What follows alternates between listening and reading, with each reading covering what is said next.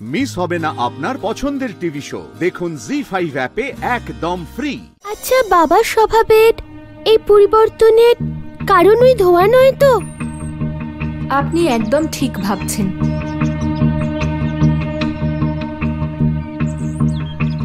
আমাদের কঙ্খলের মেয়েদের প্রকৃত শত্রু এই ধোঁয়াই। এই ধোঁয়ায় বিশেষ কি আছে যার জন্য পুরুষ নারীদের শত্রু হয়ে যায়? এটা কোনো সাধারণ ধোঁয়া নয়, এটা সেই যজ্ঞকুণ্ডের ধোঁয়া যেখানে মহারাজ দক্ষর মস্তক ছিন্ন হয়ে পড়েছিল। মহারাজ দক্ষর মস্তক? সেটার জন্যই তো আমরা এখানে এসেছি। কোথায় সেই যজ্ঞকুণ্ড যেখানে মহারাজ দক্ষর মস্তক ছিন্ন হয়ে পড়েছিল? এটা তো আমাদের বলার অনুমতি নেই, কিন্তু আমাদের মনে হয় যে আপনি আমাদের এই বন্ধন থেকে মুক্ত করতে পারেন। আচ্ছা, মন দিয়ে শুনুন।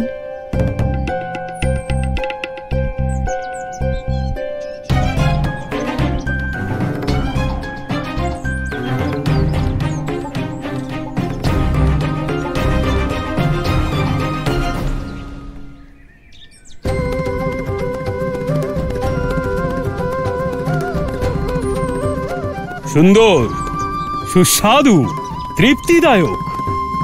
এই পায়েস খেয়ে তো আমার আত্মা তৃপ্ত হয়ে গেল। ব্রাহ্মণদেব, আমি কি আরো ক্ষীর আনবো? না কানাই, এই পায়েস খেয়ে তো যেন আমার জন্ম জন্মান্তরের খিদে মিটে গেল। এবার আমি বিশ্রাম করতে চাই, কিন্তু যতক্ষণ আমি বিশ্রাম করব তুমি পাখার বাতাস করবে, আর তুমি আমার পা টিপে দেবে। মনে থাকে যেন, বিশ্রামের পরে যখন আমার চোখ খুলবে তখন তোমরা দুজন যদি আমার সম্মুখে না থাকো তাহলে আমি তোমাদের অভিশাপ দিয়ে দেব।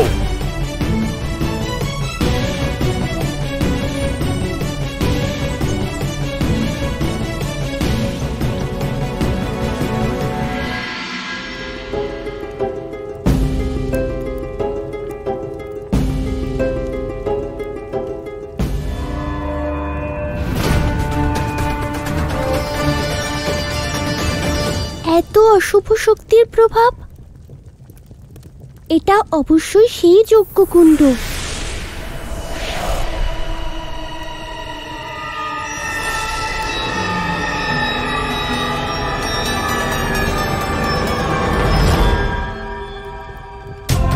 নারীরা এই সংসারে শুধু মূর্খদেরই নয়, বিদ্বানদেরও পথভ্রষ্ট করার জন্য তারা কাম এবং ক্রোধ উৎপন্ন করতে সক্ষম হয়।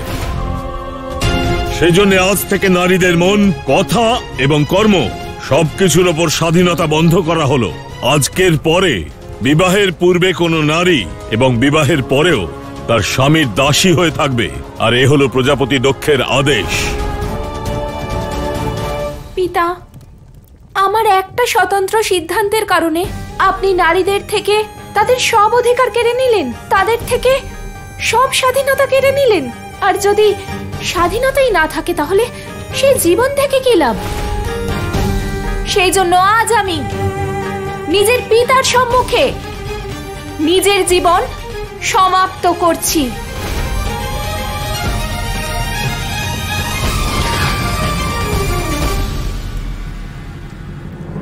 দক্ষ, তুমি শুধুমাত্র এক কন্যা, এক স্ত্রী আর এক নারীর কাছে অপরাধী নও, তুমি সমস্ত নারী জাতির কাছে অপরাধী। আর তাই মহাদেবের আদেশে আমি এই অহংকার সর্বস্ব তোমার এই মস্তক ছিন্ন করছি।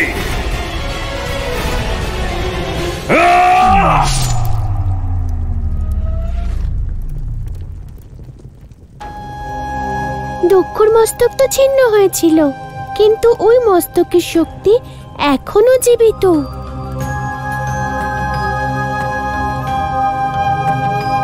সেই জন্য ওই মস্তক থেকে বের হওয়া এই অশুভ ধোঁয়ার প্রভাবে পুরুষরা নারীর শত্রু হয়ে যাচ্ছে।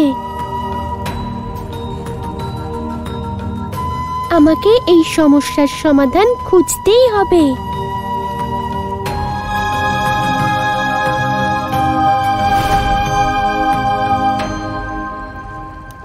এখন এই ধোঁয়া যজ্ঞকুণ্ডর ভেতরেই ঘুরছে। এর মানে এই অশুভ ধোঁয়া কোনো বিশেষ সময়ে এই যজ্ঞকুণ্ডের বাইরে চলে আসে। যদি আমি কোনোভাবে এই অশুভ ধোঁয়াকে এখান থেকে বাইরে বেরোতে না দিই, তাহলে এখানকার লোকেদের সমস্যা সমাপ্ত হতে পারে। কিন্তু আমি এটা কিভাবে করব? কানাই, ভোজন প্রস্তুত করলাম আমরা। খেলেন ব্রাহ্মণদেব, আমাদের জন্য অন্যের একটা দানা পর্যন্ত রাখেননি। এখন উনি বিশ্রাম করবেন, আমরা হাওয়া দেব আর ওনার পা টিপে দেব। কানাই, আমরা ভোজন জলপান কিচ্ছু করব না। একজন ঘুমন্ত মানুষের চোখের সামনে দাঁড়িয়ে থাকবো, এসব আমার দ্বারা হবে না। দাদা শান্ত হও আর এইটা বোঝো যে এ আমাদের ভালো কর্মের ফল, যে আমরা আমাদের গুরুকুলেও এক অতিথি সেবার সুযোগ পাচ্ছি। এমন সেবা যাতে না ভোজন পাবো আর না জল, এ কেমন সেবা?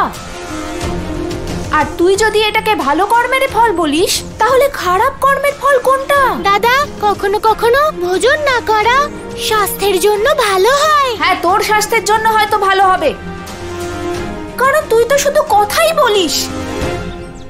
কিন্তু যাকে মুগুর চালাতে হয় তার উপর দিয়ে কি যায় সেটা আমি জানি। দাদা, হতে পারে আর ভোজন করে আর ভোজনে প্রসন্ন হয়ে ব্রাহ্মণদেব তোমার আর তোমার মুগুরে এত শক্তি দিয়ে দেবেন যে তুমি কারোর কাছে পরাজিত হবেই না। এমনিতে তো আমার বেশি শক্তির প্রয়োজন নেই, কিন্তু যখন তুই এতবার বলছিস তাহলে ঠিক আছে। ব্রাহ্মণদেবের জন্য যখন এতটা আমরা করলামই, তাহলে ওনার শেষ ইচ্ছা মেনেই নি কানাই। ঠিক আছে দাদা, চল কানাই। নারীদের মতো কোনো ছায়া নেই, নারীদের মতো কোনো আশ্রয় নেই, নারীদের মতো কোনো রক্ষক নেই। সবার মঙ্গল করে যে নারীরা, তারাই এখানে বন্দী। এর থেকে বড় অধর্ম সংসারে আর কি হতে পারে?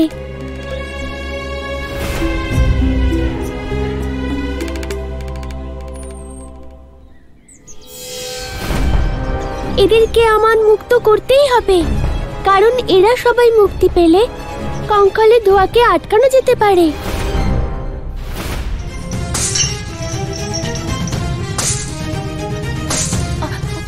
আরে আরে, এটা আপনি কি করছেন? যতক্ষণ না আমি আপনাদেরকে মুক্ত করছি, ততক্ষণ এই গ্রামে ধর্মের জলধারা বইবে না। না, আপনি বুঝতে পারছেন না, আমাদের পিতা আমাদের জন্য যা করছেন সেটাই আমাদের ধর্ম। জি5 ডাউনলোড করুন আর সব এপিসোড দেখুন একদম ফ্রি।